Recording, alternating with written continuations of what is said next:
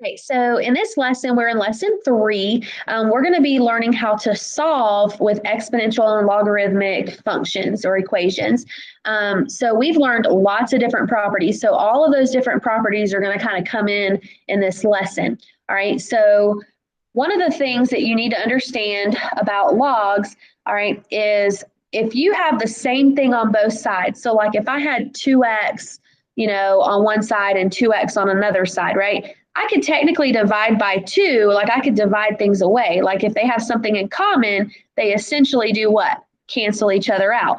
All right. So here, there's a property that would actually make that 4 cancel out. And it would be if I took the log base 4 of both sides. So I'm going to write it out. I'm not going to expect you to put necessarily all of this on your paper, but I want you to understand where it's coming from. So if I had this is a 4 and this is a 4, well, if I take the log base 4 of 4 to the 6x plus 3, and then I got to do that to the other side as well, right? The log base 4 of 4 to the 3x plus 12, well, what's going to happen? Well, we've learned a property in lesson 2 that says that the log base 4 of 4 is technically 1. The log base 4 of 4 is technically 1. Well, 1 times anything is itself. So that would leave us with 6x plus 3 equals 3x plus 12. Now, I don't know about you, but if you know that property, well, then you already know something's fixing to happen, right? Those 4s, because they're exactly the same on both sides, essentially cancel each other out, okay? You're not dividing by 4 because 4 is not being multiplied. You're really taking the log base 4 of both sides. You're using that property to make it cancel out, all right? And then you just go from there. You solve for x, all right? So you would subtract 3x from both sides. So 3x plus 3 is equal to 12. Subtract 3 from both sides. So 3x is equal to 9. Divide by 3 to get 3, all right?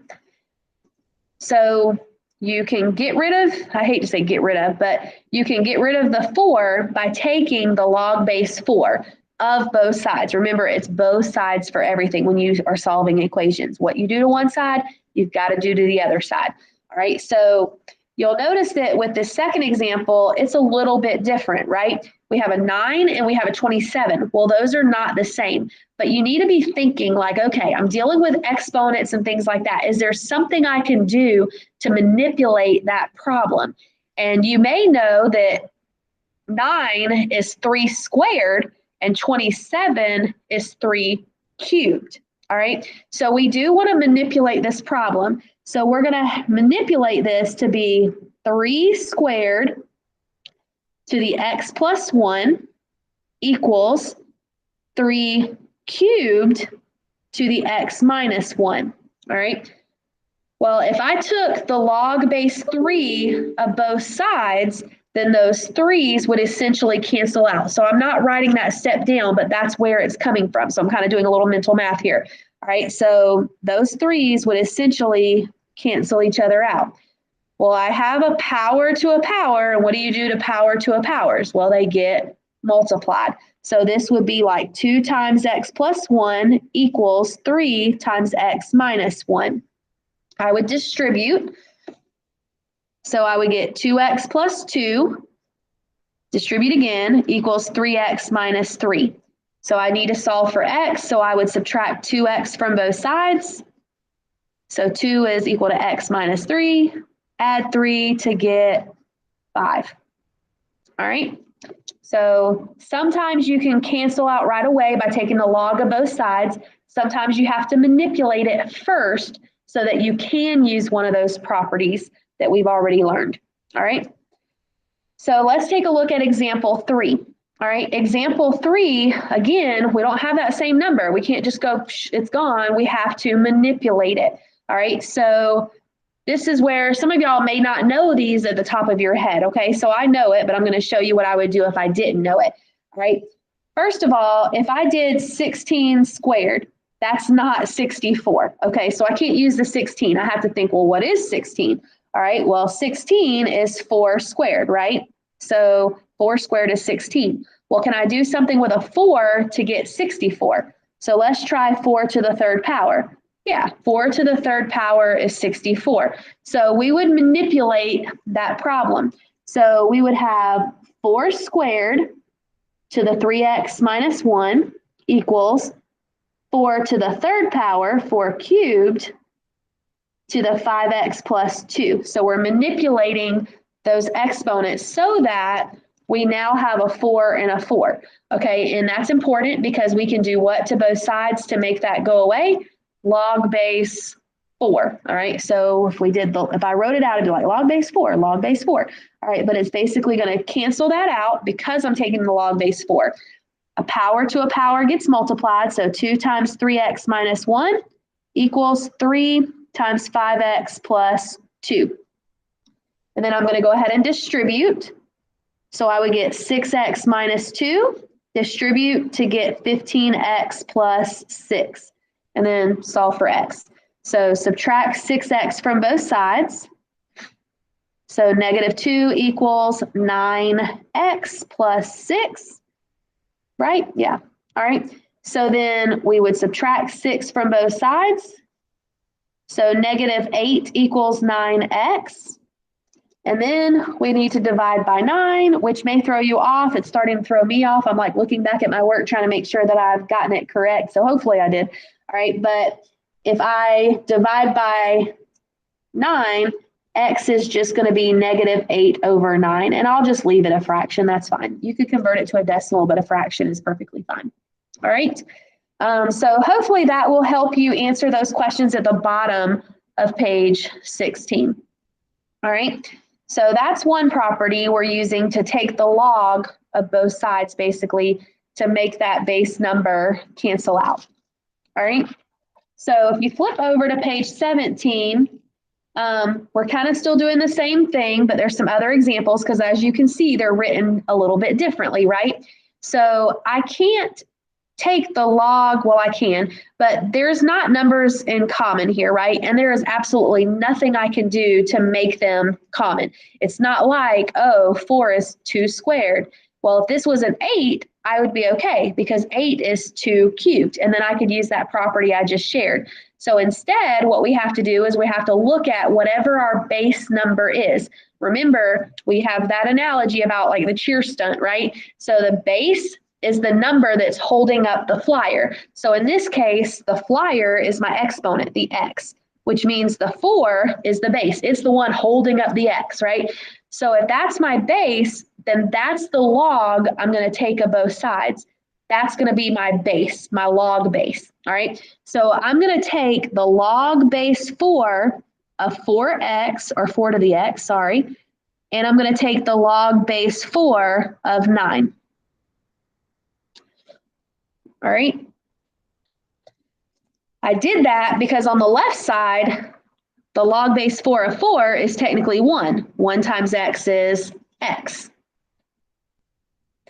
And then I can solve this. If you have the calculator like this that's black, there's a button on there somewhere that has that little log with a little base box and like a box, you know, and you could just type this in that way. But if you don't have that, then you have to use a different type of calculator like this one or something else, then you have to use the change of base formula, which says I'm going to take the log of 9 divided by the log of 4. So remember, that's the base. Bases are where? The bottom of a cheer stunt. So we put it in the denominator of our fraction.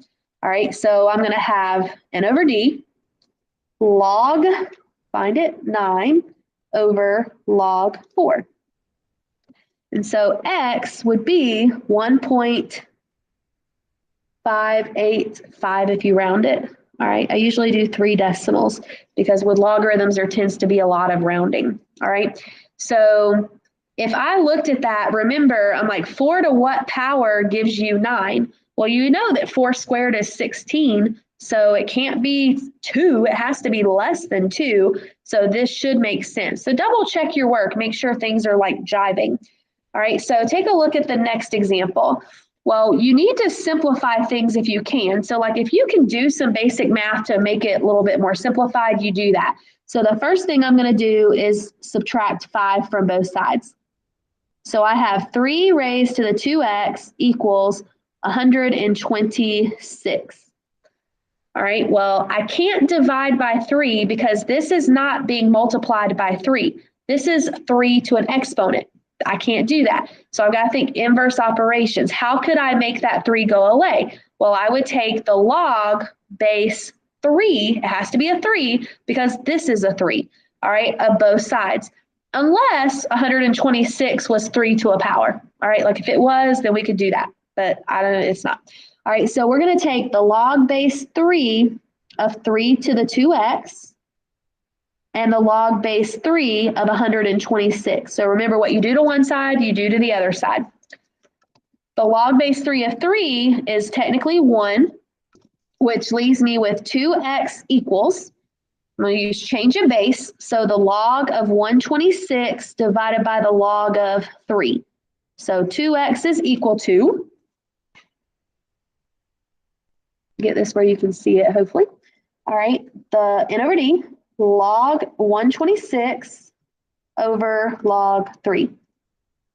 And I got 4.402. 4.402. But I'm going to divide by 2. So x would be 2.201. All right. And you could substitute it back into your function to see it may not be perfectly 131 because of rounding, right? But it should be like really, really, really close. All right. All right. So now let's look at that third example. So the first thing you want to do is clean it up. So we're going to add 6 to both sides. So e to the negative x is 15. All right. Now, remember what we said a long time ago. I think we said it probably in lesson, well, we said it in lesson 2. Okay, so e, remember, if we're going to take, if that's an e, we need to take the log base e of both sides, right? Because the base is technically an e. All right, so I'm going to go ahead and set that up, and then we'll have the log base e of e to the negative x equals the log base e of 15. And I'll come back to my thought that I was talking about a second ago. So the log base e of e is technically 1, which leaves me with not x, negative x, so be careful.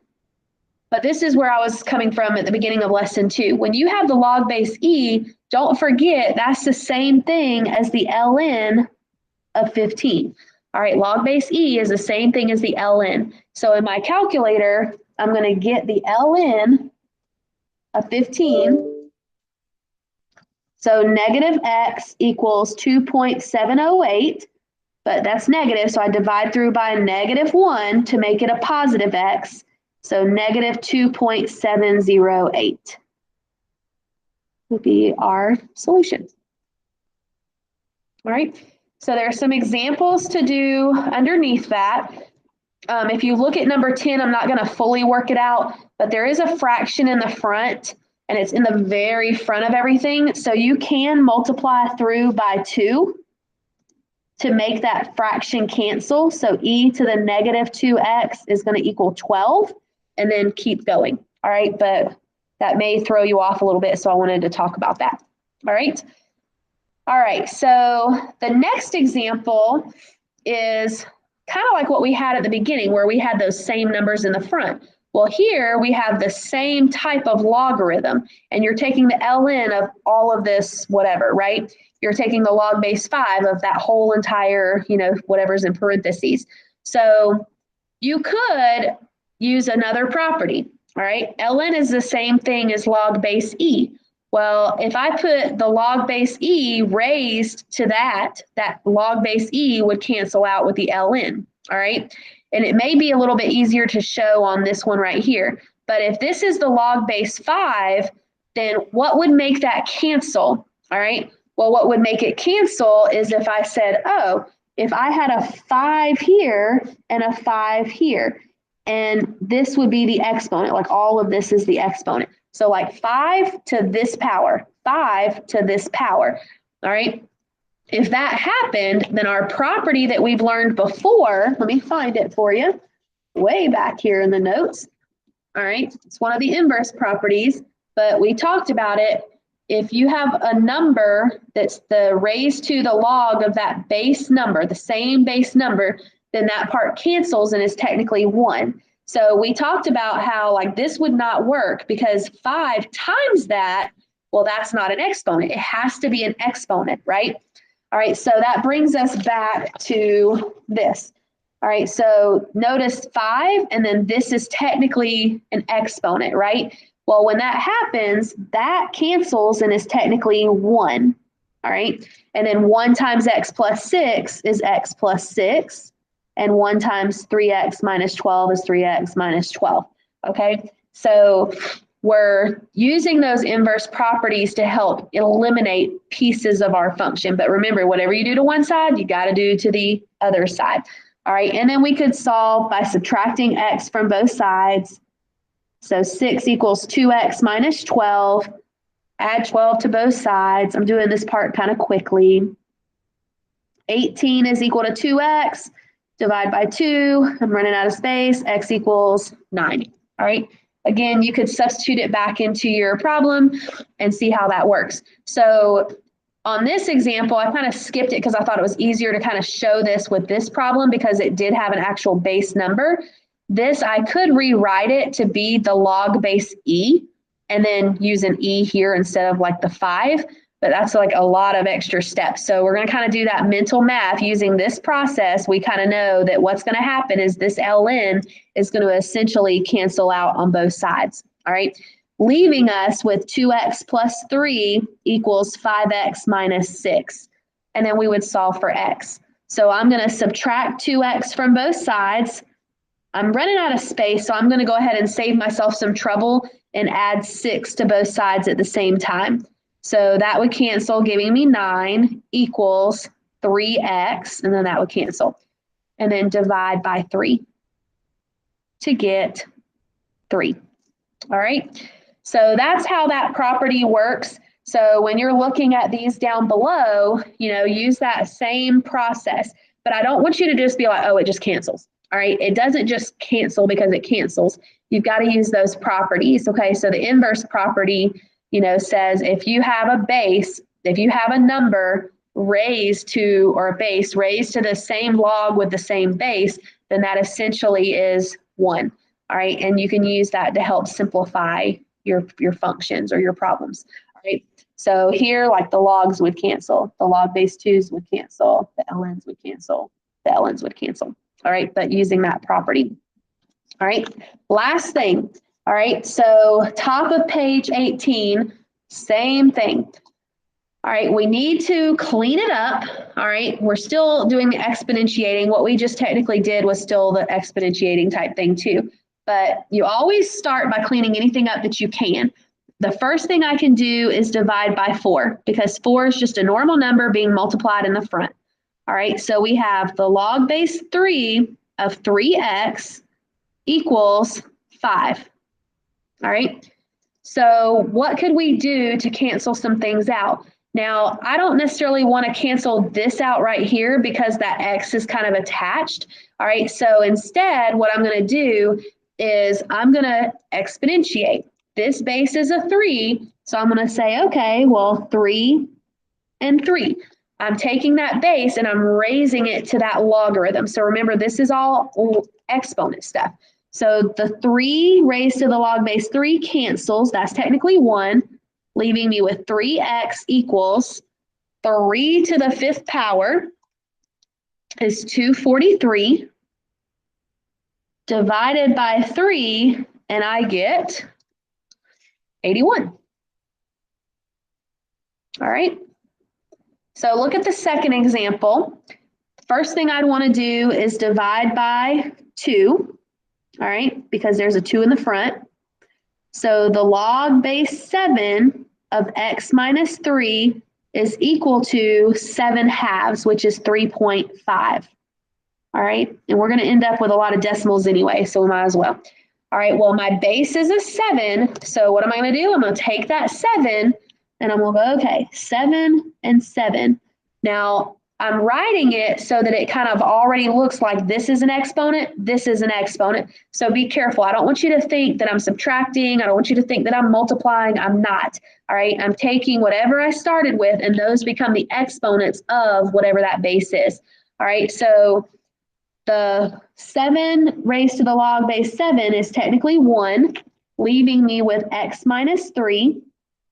And then 7 raised to the 3.5 power is 907.493 if you round it. So then I just need to add 3 to both sides. So x would be 910.493. All right, last example. All right, divide by 3 on both sides because there is a 3 in the front, right?